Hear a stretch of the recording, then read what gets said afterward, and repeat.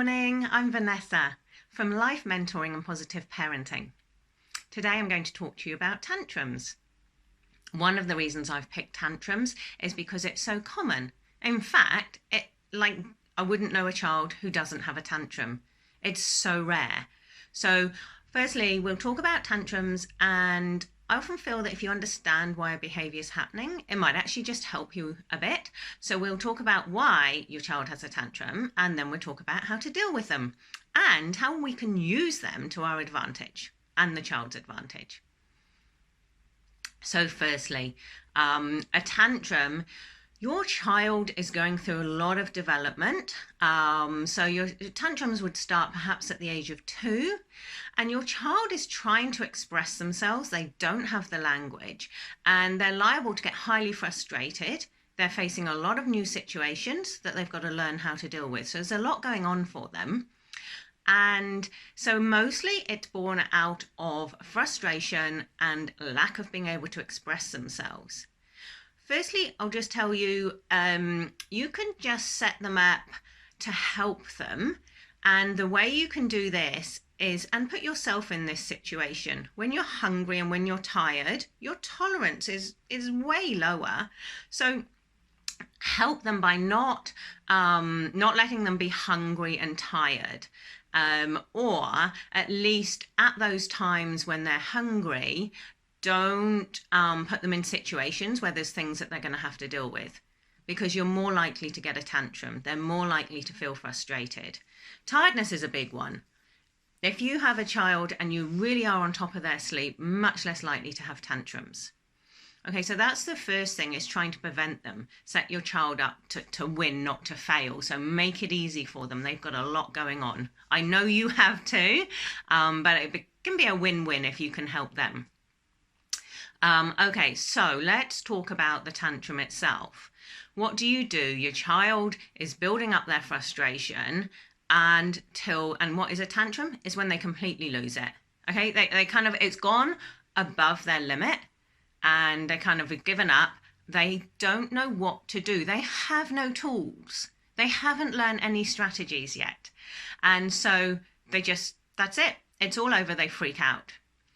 First thing is, we're not going to try and reason when they're in that state. And again, consider what you feel like when you're building up your frustration. You reach your limit.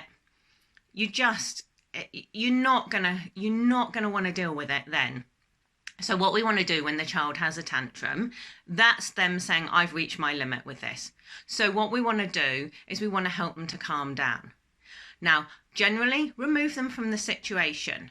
So we literally would place them somewhere else, or take away, or remove. One of the ways you can do it, because sometimes it's not so convenient, like when you're shopping or whatever. So there's other ways. Distraction is another one. So we need to get their head away from the situation one way or another. Now, here is the point at which we can use tantrums to our advantage and their advantage, because now we start to teach them a strategy. We start to teach them a strategy that they'll take through with, their whole life with them.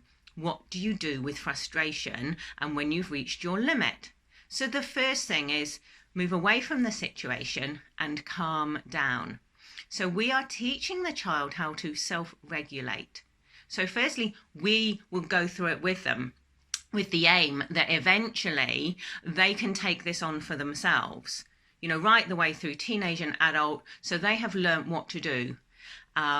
So move them from the situation and help them to calm down. Give them the tools that they need.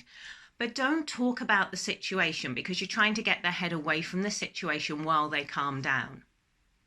When your child has calmed down, then you can return to the situation or not. Obviously, you don't have to, you just move on. When your child has calmed down, you want to reconnect with them. Remember, you still love them, because I know it's frustrating for you too, but remember, you still love them, and it was just their behaviour that you didn't like, and they possibly didn't like it either. So reconnect with them, give them a hug, and don't talk about it again. Just leave it be so that they can be calm and they can move on.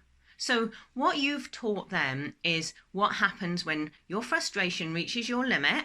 It's not ideal that it reaches its limit, but it does happen, especially at young ages. So you've taught them what happens when they reach their limit, remove from the situation, calm down, and then reconnect and get going again in life. But don't then pull it to pieces and dive back into it. Now, I trust that was really helpful. Positive Parenting has a lot of tips and strategies for you.